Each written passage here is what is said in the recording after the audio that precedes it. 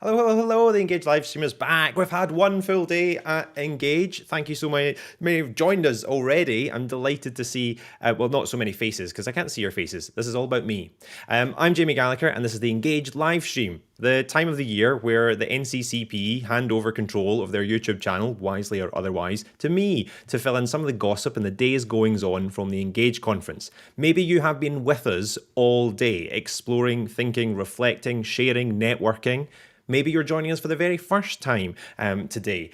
So what is the Engage Conference? It is an annual get-together of engagement professionals, engagement practitioners, where we digest how the year has gone, where we're setting our direction in future, what are the important topics in engagement just now.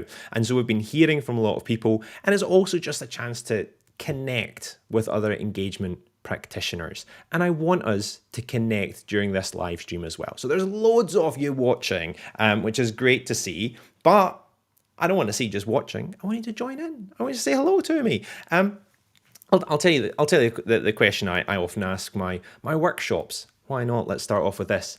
I ask people, what's the binge-worthy TV series you're currently making your way through? What you've been watching? Put in the chat box just to get us talking, what you've been watching, and I'll judge your choices before we get into all the good Engage content. While you're thinking through the answers, what is the binge-worthy TV series you've been making your way through? Mine is Babylon 5. While you're thinking that and putting it into the chat box, I'll let you know what you're in store for. We asked a couple of people to come on the Engage live stream, and they said yes. So we asked a couple more and they said yes, and we asked a couple more and they said yes. And we've got loads of people. So it's going to be a really quick tour through today's Engage and looking forward into tomorrow's. So we have some of the speakers that you might have seen today, some of the session hosts. We've also got speakers that are going to be appearing tomorrow, and we've got someone from the NCCPE to guide us through their reflections of how the day went. Lots of comments in the chat box. Hi, Carl. Ted Lasso. A lot of people have been watching that. I don't really know what it is, to be honest. Arcane. Oh, I'm curious. Say that sounds a good choice. Hi, Ben. Wheel of Time. Well, should I watch it? I don't know. The jury seems out. Apparently, the last episode was very good. Dope sick from that as well. Excellent. Keep it. You're just here like first in there for the engagement gossip. You want to be the backstage part of the live stream. That's where all the good stuff happens. We'll have an after party one day. Tomorrow we'll spill all the beans. So thank you. I'm glad people are watching and you're all back. A lot of you are feeling shy. There's loads of you watching. Get chatting. Put your questions, your thoughts, your comments. How have you experienced Engage? Were you there all day? Are you tuning in just for the live stream? Let us know. Talk to us. This is the chance to share. Succession. Oh, Grey's Anatomy. Good choice as well. I was right there at the start. I remember Christina's ectopic pregnancy. Surely Meredith is about ready for retirement by now. I mean, that has been going a long time, that show. Seinfeld, Succession. See, you're chatty. And Sophie's joining us as well, just to relax. This is what happens. Sophie and Paul now go off to sleep in an oxygen tent to recover from the day's activities, and they wheel me out to expend my energy so that we can kind of take you through into the evening. So yes, Sophie, rest up. There's a whole other day to go. I'm just loving watching the chat. Anyway, we must carry on and get our first speaker onto the stage. Now, you may be familiar with what Engage is doing this year, and it's not just about today's events and tomorrow's events. There have been events happening all through October and November, and that's because the Engage conference had an unconference where they were looking at certain key themes. If you've tuned into previous Engage live streams, we already heard from a couple of those theme leaders, but we have even more of them in the live stream today. And we're going over to one of those session leaders just now. So I want to introduce to the virtual stage, Sarah Morton. So Sarah, welcome to the Engage live stream. Let me bring you up. And first question, this is an easy one. This is as easy as they'll get. Who is Sarah Morton? Hi, thanks very much for inviting me. I'm one of the directors of a company called Matter of Focus, and we help organizations track their impact. But I'm maybe better known in this field as someone, I consider myself the granny of understanding the impact of public engagement and research. So I do a lot of work around helping people understand, what does impact look like and how can they assess it. What a beautiful introduction as well. And, when you want real wisdom, it is a granny that you want, because they know it. They do. That is the true source of all knowledge. And so you've been leading on one of the unconference themes. So tell us, what is the theme that you've been exploring? Yeah, so I've been leading on a theme called Beyond Hero Stories. And the reason I was attracted to that theme is, I'm in the impact tracking world. So we're always trying to help people really highlight what a difference doing public engagement work or sharing research or engaging people with the research makes. And of course, I fundamentally believe that it's really important to do that. But it can turn into quite a sort of shiny, show us your best side kind of field, especially with the REF exercise in the UK, where no sooner had REF 2014 finished than the universities were all busy shining up their best examples and putting them on their websites. And the thing about that is it kind of hides a few things. It hides the really hard work and the focus on processes that goes into creating impact. And also it means that when things don't go well, they're much more hard to admit. And there's not much space for people. And as a group of professionals here at the Engage conference, who really care about this stuff, like we need to learn from not just good, but also the bad. So I was really keen on leading this stream because of those reasons. We'll go into some of what has emerged from that theme as well. But you kind of mentioned the way that we've championed, REF impact case studies and the way we're pushing certain people to the front of our engagement agenda. Has REF been a blessing or a curse in terms of impact, would you say? It's quite a difficult question. You see, I was at a university. I was very involved with REF 2014. Of course, as a granny of research impact, why wouldn't I be?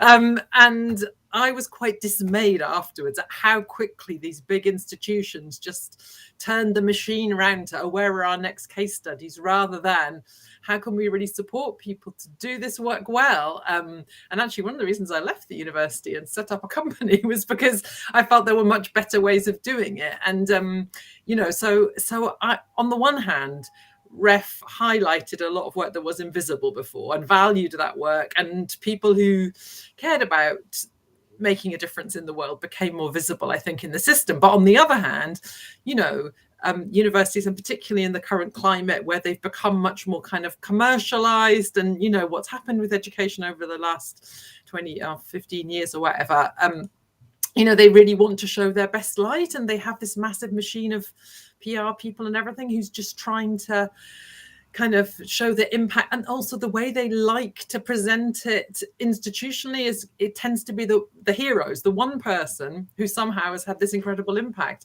And it hides the fact normally it's not one person, usually it's partnership, usually it's a lot of hard work thinking about people and engaging with people, a broad range of people. So I'd say it has both of those sides to it. And in the end, it is an accountability exercise. On its own, it's not going to be the thing that really helps us do this work. But I think if we're going to have an accountability exercise, if it only focuses on publications and excludes impact, that's not good either. So I'm sitting on the fence here. This is not good. It's a difficult question. But so you've been delving into looking, behind those hero stories. And what has been emerging as you've been exploring things through the Unconference? What stories have been coming out? What are the key learning points, would you say?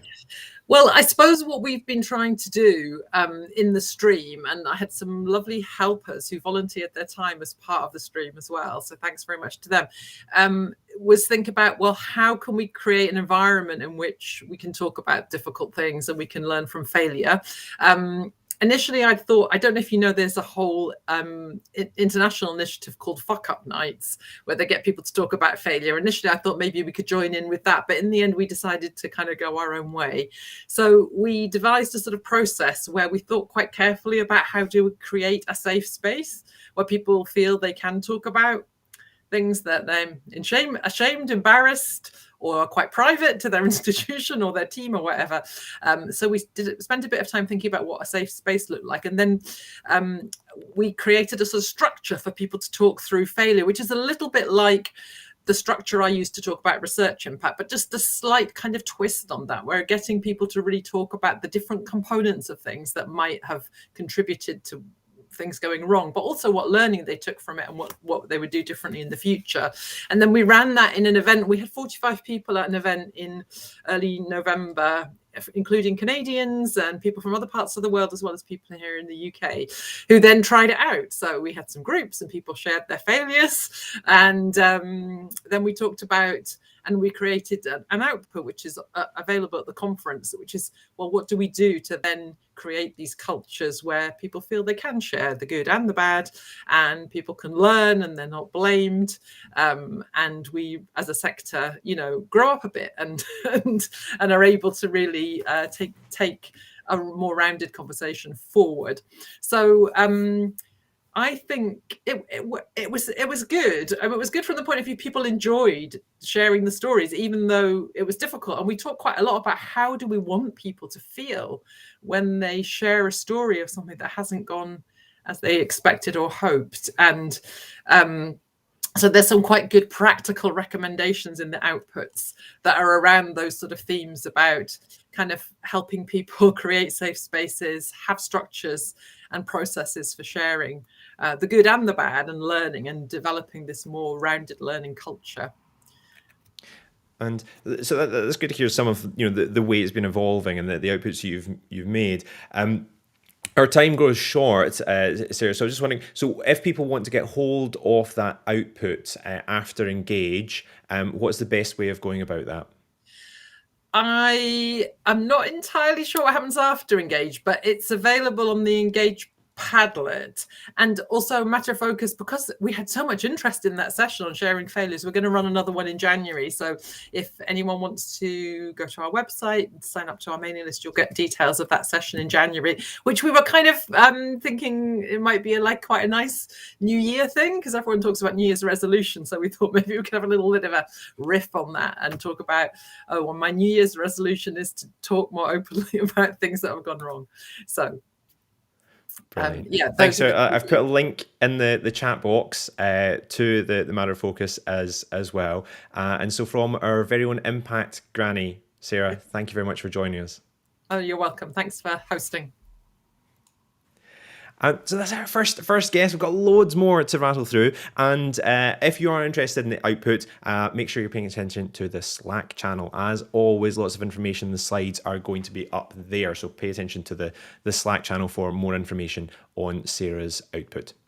Let's carry on our Engage theme leaders meetings. And next, we're going over to UKRI to meet Steve Scott, who is another one of the theme leaders, who's going to tell us a little bit about what's coming up for his session tomorrow, but also how some of that pre-work has gone, the conversations that have been happening.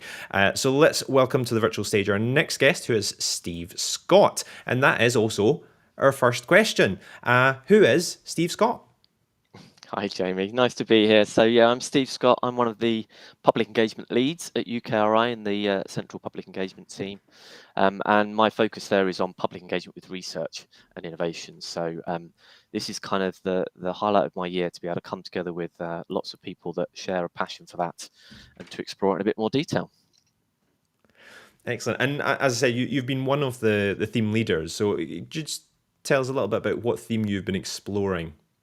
Well, we've been a bit greedy. We kind of looked at a couple of themes. So we went for the equality, diversity and inclusion theme, as well as the redistribution of power theme, because that's something we're really passionate about in our team and kind of want to explore that in a bit more detail. And the way we're looking at that is we've been trying to work together with the people that came to our on-conference session at the beginning of November to look at kind of developing a shared vision for public engagement, so kind of working together to kind of really think about what are the aspirations, the hopes, the dreams of all of us in terms of where we want to get to and what that might look like. And a particularly important theme, and really I think today's Engage conference centered around that. Really, we had the session on leadership, and that morning session really exploring kind of Louise's framework for including people, for racial inclusion, a whole host of equality and diversity initiatives coming through. So tell us a little bit about what the shape of things in the run up to Engage has looked like for you. What did the unconference format take for you? Yeah, so we had a session, like I say, at the beginning of November, and had a really good group of people that came together. Many of them were public engagement professionals or had that kind of specific public engagement role, but we also had researchers and other roles as well. And what we did is we kind of split our session into two.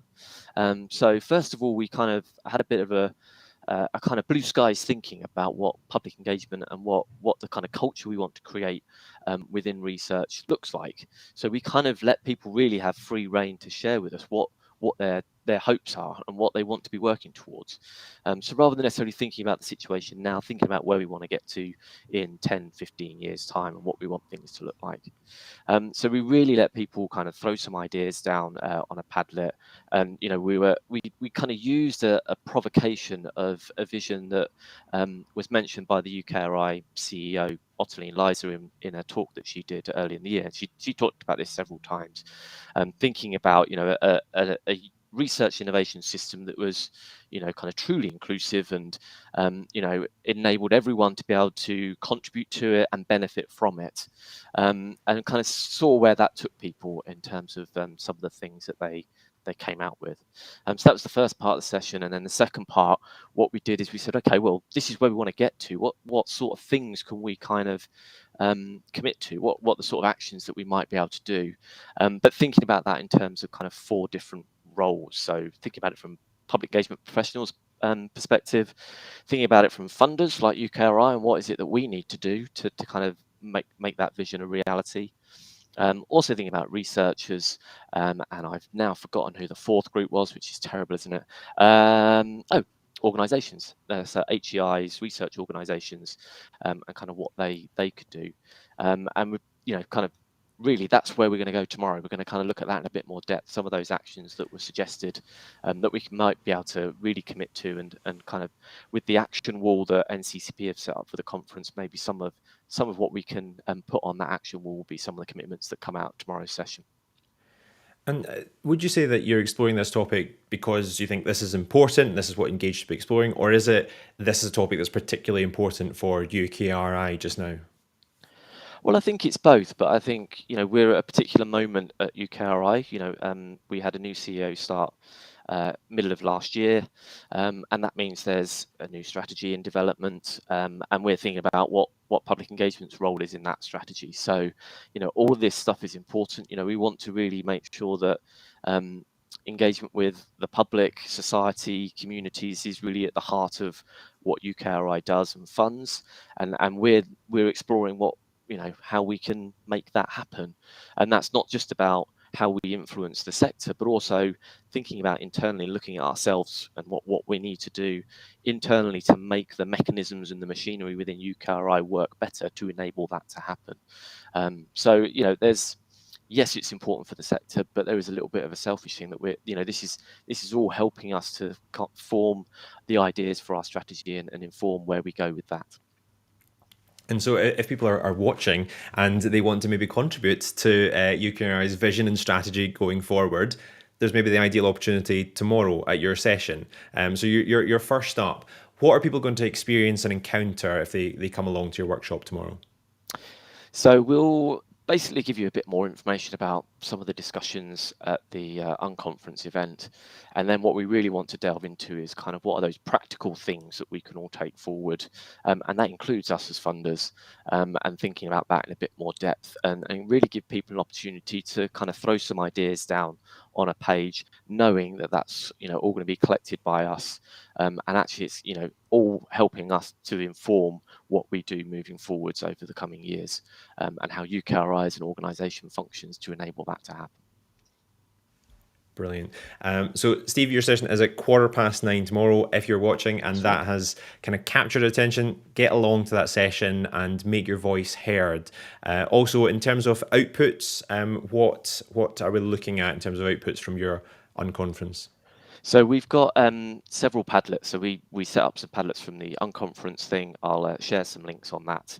We've also got a kind of distilled some of that stuff down into one Padlet that we'll be using tomorrow. And we'll keep those Padlets open so people can continue to contribute to them, even if they can't make the session tomorrow. But obviously, I would say come along to the session, because it would be great to see you there. Brilliant. Steve, thank you very much for joining us. Thanks, Jamie. Take care. Excellent. So we've had 2 speakers down. Now we're going to a 3rd speaker right away. If you missed the first plenary session this morning, and I know a lot of people weren't able to necessarily get in this morning, so we cornered one of the speakers to get a little highlight of some of what she was sharing in the session. And so what we're going to do now is we're going to go to a little pre-record when I captured Louise Archer to hear a little bit about what she's been doing at UCL, developing an equality compass tool to help us work out what might be missing from our engagement. So for an evidence-informed approach to your engagement, to science communication, and to embedding STEM education, particularly with young people. Here's Louise Archer. Louise Archer to the stream. And Louise, can I just start off, just tell us a little bit about who you are. Who is Louise Archer?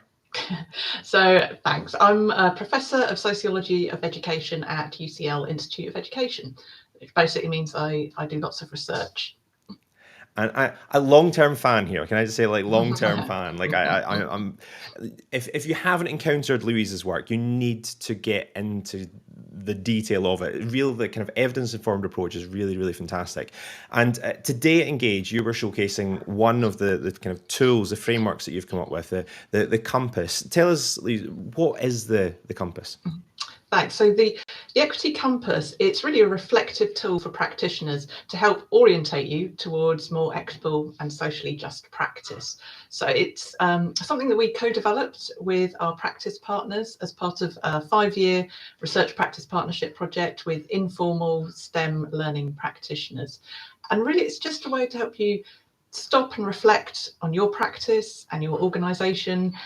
And it gives you different dimensions to help you think about these are key issues in relation to equity and social justice so that you don't forget them, and you can also kind of plot your progress. You can check you're going in the right direction. I mean, I think it's really, really useful because it just sets out everything really clearly.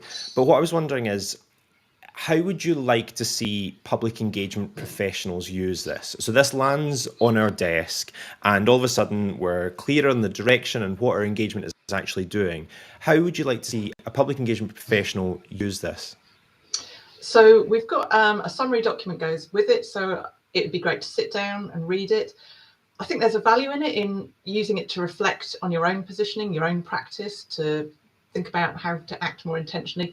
But I think the value of it that we saw with our practice partners was also discussing with others. So having those conversations, thinking about our practice collectively in our organisation and our programmes, and using it to have those conversations, because it's often through having the conversations, we can't come up with all the answers on our own, but they can be really productive, and it can also help create that culture within and across an organisation that can lead to even bigger and better change. Yeah, and for me, it was about really highlighting the gaps in our engagement practice, seeing what we were doing, what we weren't doing. Where did the Equity Compass come from? Where was the kind of idea born from? So in our project, we've been working with our practice partners, and we would often say things like, well, of course, it's really important to bring a social justice mindset to this, or it's not just what you do, it's why you're doing it and the principles and values driving it. And they would say to us, okay, but what does that mean? What does that look like in practice? You know, we haven't got anything. It's really airy-fairy academic talk, which was quite right. So really, we tried to design and work this up over a number of years together. It took a lot of back and forth, and you know, because it's getting the language right, getting the examples right, and even the way it's designed. You know, at one point someone said we had 8 dimensions. They said it's just too much cognitive load. I can't deal with 8. So we thought, great, put it into 4 overarching dimensions. So it came through that really productive interaction between research and practice. And I also love that you also make the kind of explainer videos as well, the kind of little guided tour through. And if you do want a guided tour, if you're watching us and you want more information, which I encourage you to seek out, if you look down below, I've put a link to the video that will take you through the compass in a little bit more detail. And Louise, we have a very short time, so I do want to come on to what's next. So, you know, I know the Science Capital, we've got this, the tools that are coming out of your work. What is next up in terms of your research? Thanks. So we've obviously going to be looking at how we can get the compass out there and support people through workshops or professional development to engage with it and use it. We've got a number of projects. So we've also got the Science Capital teaching approach. We've got a new version for primary that we're rolling out now and sharing. And we've also got a project around makerspaces. So what does equity and social justice look there? And our Big Aspires project, we're going to be bringing out lots more publications on that. We've been looking at that data to really understand what shapes a young person's STEM trajectory over time. So lots to come. Brilliant. It's really good news that is going to be out there and you're going to be sharing that work with people so they can really benefit from all the learning that you've done. So Louise, from a big fan, thank you for continuing to help us take an evidence-based approach to our engagement, and thank you for sharing your new tool with us. Louise, thank you. Thank you. Lovely to join you. And so we're back live now. You can check out more of Louise's work down below. I'll tell you a secret, while I was watching that, I glanced up at the screen, and obviously I'm on the screen and I'm wearing the same thing. And for a second, I thought I was looking at myself, but then I moved in a different direction. I got a fright because it wasn't actually me, it was a video. You know what I'm saying. Anyway, let's carry on with our next speakers. This is like a selection box of Engage, like little bite-sized portions of all the speakers, which I'm loving. And we're going over to another, if I can use the term, veteran of Engage, and that's Helen Fellerstein, who, if you've been involved with public engagement for any time at all, you know who Helen is. I think, but although she needs no introduction, I would say. We're going to have an introduction from her. So Helen, welcome to the Engage live stream. And same question I put to all the guests. Who is Helen Fellerstein? Thank you very much. I am the head of public engagement at the University of Bath, but I'm also a public engagement consultant, and I have been wearing both hats today and in the themes that we've been working on through the unconference and the conference as well. Because we've actually had a little bit of a teaser for the conference theme that you've been working on, because your co-conspirator was on the earlier live stream, David Owen, telling us a little bit. But if people are joining the live stream for the first time, or they didn't get along to Engage, they might not have come across your conference topic. So, Helen, what is it you've been exploring? Yeah, it's exciting. Obviously, I think it's exciting. We've been thinking about how to develop leadership in public engagement. So, David and I have been working on a leadership program for Ogden and SCFC. And at our unconference session, we spoke with some other people as well who'd been doing professional development programs to support leadership development in public engagement. And in the unconference session, we talked a little bit about what those programs look like, who they might be for, what the outcomes might be for the participants. And then today we took some of the questions that came from that session through into today's workshop, where we talked a little bit about what are the qualities and skills and behaviours that a leader in public engagement and outreach might need, and are there some kind of key messages, are there some things that you know, the powers that be or each others or our institutions need to hear. And if I take it kind of right back to basics, when we say leadership in public engagement, are we imagining a particular person or role that is leading? Are we kind of defining it at all? No, I think that's what's been really interesting about this session, and the work we've been doing is thinking about leadership as a way of being. It's behaviours, it's processes, it's things that you can do, and so being a leader is something that you can act at any point in your career. So we're not saying, oh, here's a person on a pedestal. We're saying, what are the qualities, and how do you behave to be a leader, and how can you do that at any point in your career?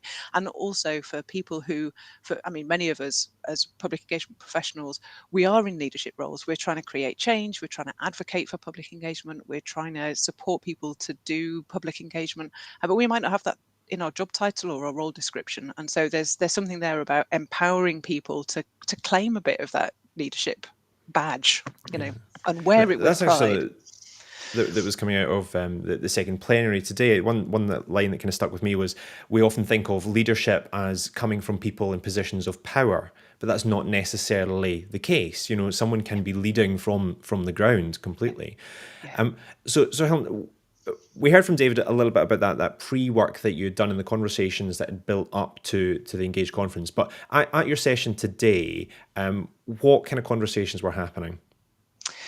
Yeah, so we had some interesting conversations. We asked people to talk about what the qualities of public engagement leadership are that are particularly unique to public engagement.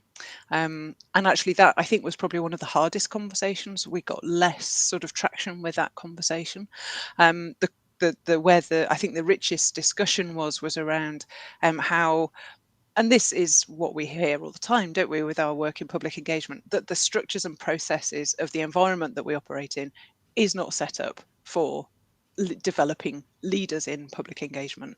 And so we talked quite a lot about some of those sort of structural issues and the things like, we sit in professional services often as public engagement professionals, but there's no clear career paths within professional services in general, let alone for those of us who are particularly interested in public engagement.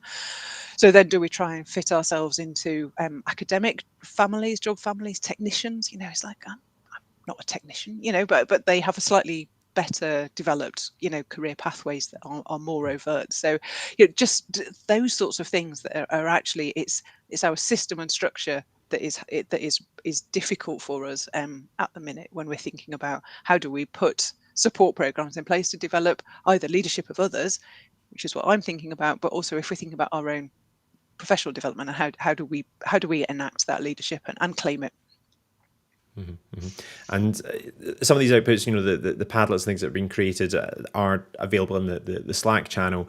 But also, you mentioned this is part of a larger project for you. This isn't just, you're curious about this for a couple of weeks before Engage. You've been working in this sector for a while. So, what is in development? Where are we going in terms of leadership?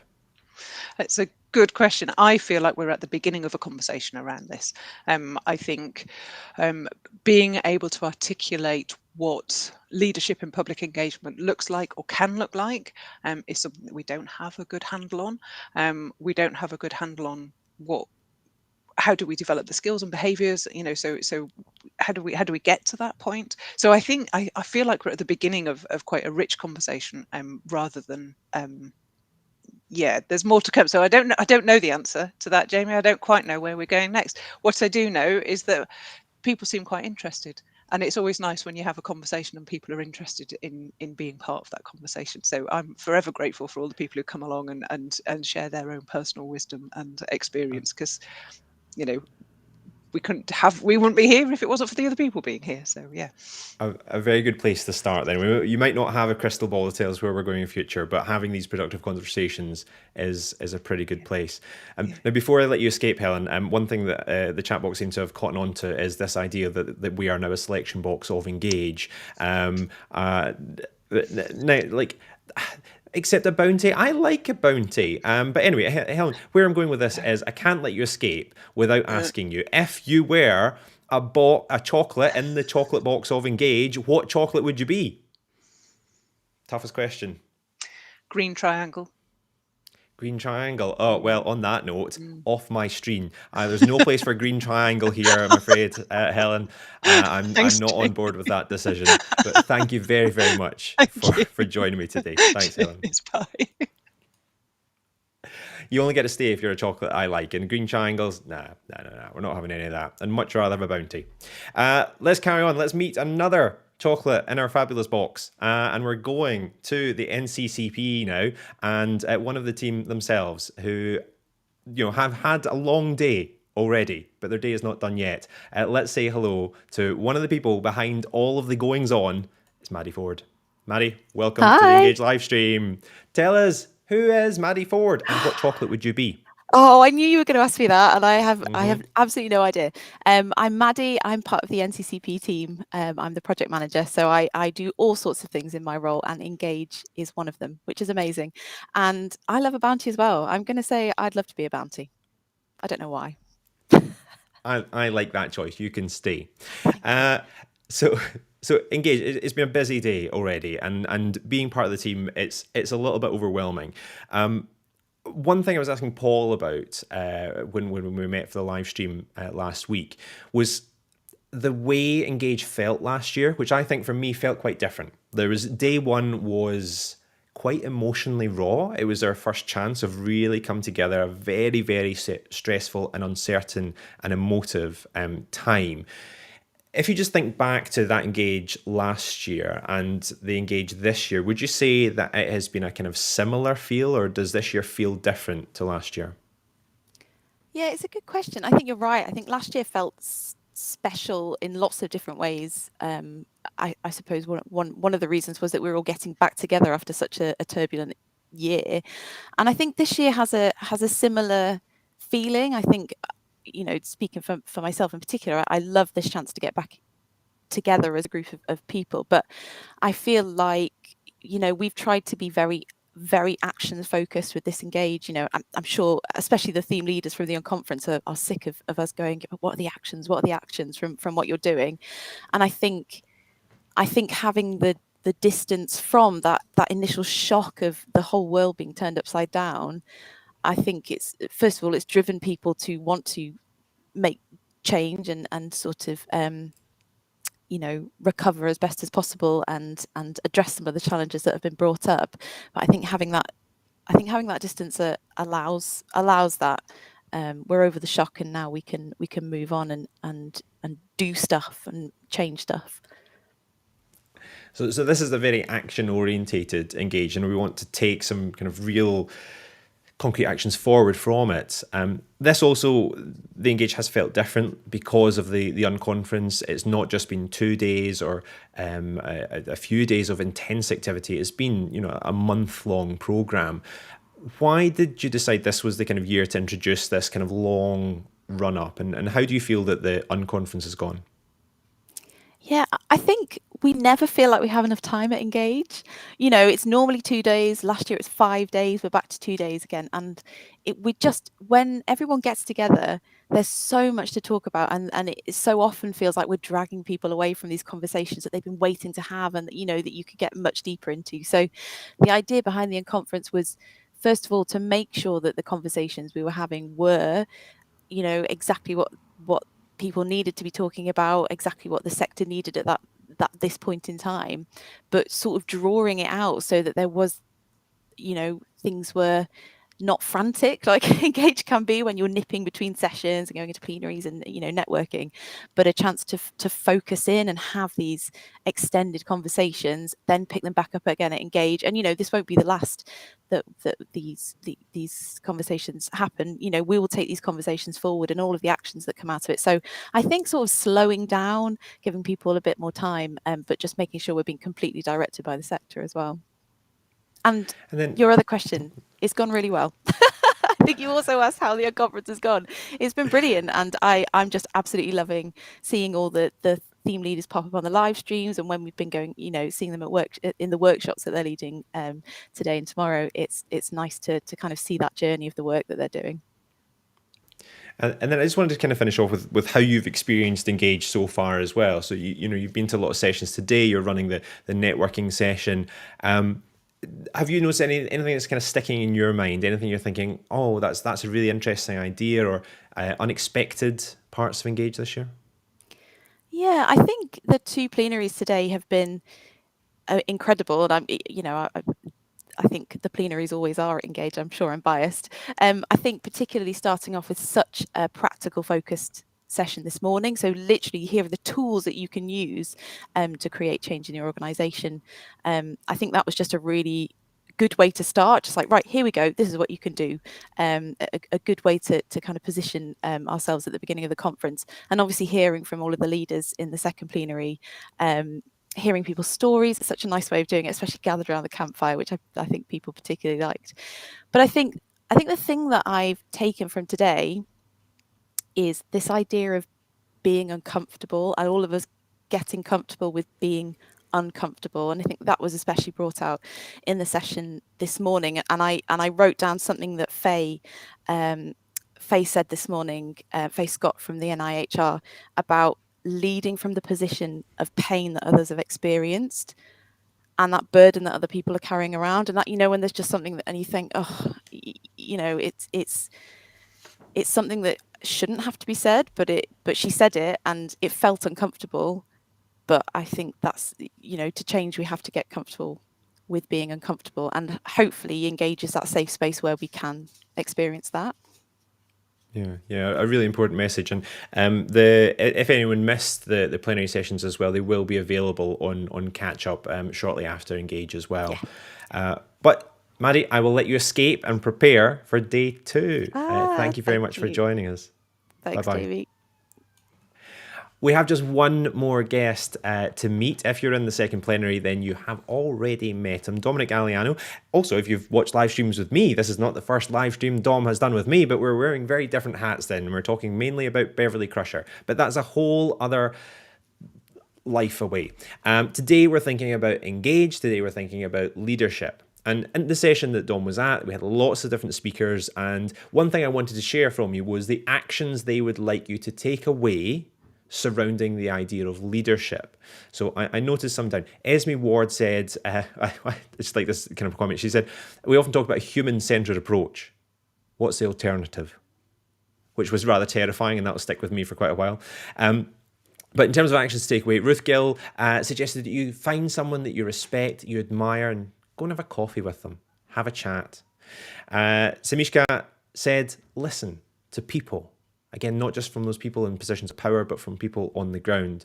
Paul Gove, VC at the University of Arts at Bournemouth, he wanted you to, again, kind of that idea of listening, about leading together, about having kind of collective action.